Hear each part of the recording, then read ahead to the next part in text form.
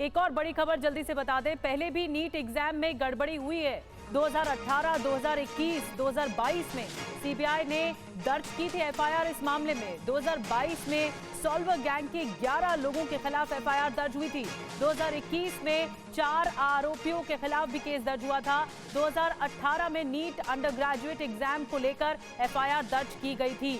तो पहले भी इसको लेकर मामला दर्ज हो चुका है। जितेंद्र हमारे साथ बने हुए। जितेंद्र, 2018 में भी 2018 से लेकर एफआईआर दर्ज हुई है, इसकी डिटेल भी सामने आई है, पहले भी उजागर हो चुका है मामला।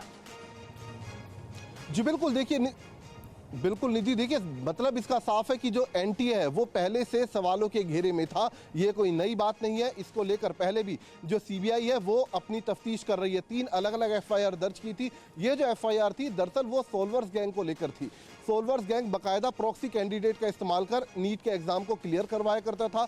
उसमें बाकायदा जो पेरेंट्स होते थे उनसे डील तय की जाती थी, 50 लाख तक पर जो कैंडिडेट होते थे वो वसूले जाते थे। तो इस तरीके की शिकायत सीबीआई को पहले भी मिल चुकी है। ऐसे मामलों में सीबीआई तकरीबन 2 दर्जन आरोपियों को गिरफ्तार कर चुकी है, चार्जशीट दायर कर चुकी है और अभी भी इन केसेस में ट्रायल इस वक्त सीबीआई का चल रहा है। तो कहा जा सकता है कि एनटीए पहले से ही एक तरीके से कहा जाए कि सवालों के घेरे में था। जो नीट के एग्जाम होते हैं उसको जो कराने की प्रक्रिया होती है उनमें शुरुआत से ही कहीं ना कहीं गड़बड़ियां देखने को मिलती थी और अब व्यापक तौर पर जो सीबीआई है वो इस पूरे मामले की तफ्तीश को आगे बढ़ा रही है। जी जितेंद्र, ये जो मामला अभी प्रकाश में आया है इसकी जांच की जा रही है 4 बिंदुओं पर जो आप बता रहे हैं। जो पहले मामले सामने आए हैं इसका मतलब किसी तरह का कोई पैटर्न है, कुछ लोग हैं जो क्या ऐसा लगता है कि लगातार शामिल रहे हैं? और ये पिछले एफआईआर की कॉपी भी हम दिखा रहे हैं जो 2018 में एफआईआर दर्ज की गई थी।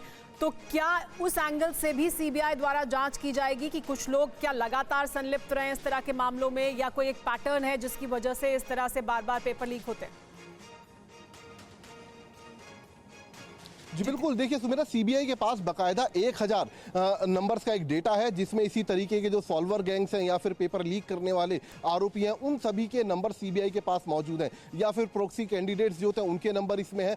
तो लिहाजा उस 1000 डेटा नंबरों के डेटाबेस के आधार पर सीबीआई अपनी तफ्तीश को आगे बढ़ा रही है। यही जानने की कोशिश कर रही है कि इस बार जो लीकेज हुई, जो पेपर लीक हुआ इस बार नीट एग्जाम को लेकर, क्या इससे पहले भी जो पुराने आरोपी हैं उनका कोई इसमें इन्वॉल्वमेंट रहा है? कहना है 2018 से अभी तक उनके पास 1000 फोन नंबर्स का डेटा बैंक भी था, उनके पास एफआईआर भी थी, तो अभी तक क्या कर रहे थे? सीबीआई इसको लेकर कुछ कहती है? जी बिल्कुल, देखिए जो सीबीआई के सूत्र हैं उनका साफ तौर पर कहना है कि जब 2018 में, 2021 में, 2022 में जो एफआईआर दर्ज की गई थी उसमें से एक एफआईआर तो एनटीए के आरोप के आधार पर ही दर्ज हुई थी। तो इन तमाम एफआईआर के अंदर जो नामजद आरोपी थे उनकी गिरफ्तारी की गई थी, उनको अरेस्ट किया गया, उनके खिलाफ चार्जशीट दायर की गई और अब फिलहाल मामला कोर्ट के अंदर ट्रायल पर चल रहा है। तो यही सीबीआई का कहना है कि दरअसल इस बार जो पूरा मामला सीबीआई के सामने आया है ये पहले से ज्यादा व्यापक है। तो कहीं ना कहीं बेहद लार्जर स्केल पर सीबीआई इस बार एक एसआईटी का गठन कर इस पूरे मामले की तफ्तीश कर रही है। जो मामले की तफ्तीश है उसको लेकर सीबीआई का कहना है कि क्योंकि दायरा जांच का काफी फैला हुआ है, काफी बड़ा है, कई अलग अलग शहरों तक जांच पहुंच रही है, तो ऐसे में जरूरी है कि अलग अलग ब्रांचेस के जो अधिकारी हैं उनको जांच में शामिल किया जाए ताकि जल्द से जल्द जो मेन एक्यूज है उस तक पहुंचा जा सके। तो सीबीआई की जांच का दायरा लगातार बढ़ता हुआ नजर आ रहा है और ये जो जाल है कहां तक फैला हुआ है इसे पता लगाने की कोशिश सीबीआई की टीम कर रही है। बहुत शुक्रिया फिलहाल आपका तमाम जानकारी के लिए।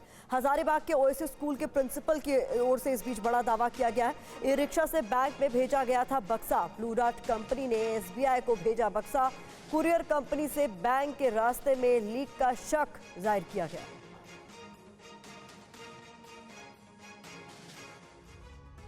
ये तस्वीर हजारीबाग की है जहां एक ई रिक्शा से प्रश्न पत्र भिजवाया गया था। ब्लू डार्ट कुरियर सर्विस ने इसी ई रिक्शा से प्रश्न पत्र को हजारीबाग के बैंक तक पहुंचाया था। आप देख सकते हैं कि एक ड्राइवर के भरोसे संवेदनशील प्रश्न पत्र को हजारीबाग भेजा गया। इस दौरान ट्रांसपोर्ट एजेंसी ने कितनी लापरवाही बरती ये आप देख सकते हैं। ये खुलासा नीट पेपर लीक मामले में आरोपी हजारीबाग ओएसिस स्कूल के प्रबंधक ने किया है। इस पूरे मामले में स्कूल के प्रिंसिपल ने क्या कहा है, आइए सुनते हैं। देखा गया कि एक ट्रक आया रांची से जो क्वेश्चन पैकेट्स को लेकर पूछा गया कि ट्रक किसकी थी, तो बताया गया, उनके कर्मचारियों ने बताया वो नेटवर्क की ट्रक थी। नेटवर्क कहते हैं कि एक ट्रक जो कई सारी कंपनीज के लिए काम होता है, तो उसका ड्राइवर लेकर आया हजारीबाग से इनके उड़िया स्थित ऑफिस तक, वहाँ पर ट्रक लेकर आया, उसे वहाँ पे डंप किया। और फिर वहाँ से ई रिक्शा में लेकर के इन्होंने बैंक पहुँचाया। टीम ने पूछा कि वही ट्रक जब यहाँ तक आई थी 1-2 किलोमीटर दूर बैंक क्यों नहीं पहुँचाया। उन्होंने कहा कि ट्रक का ड्राइवर मना कर दिया, इसलिए ई रिक्शा पे ये सारी चीज़ें पहुँचाया।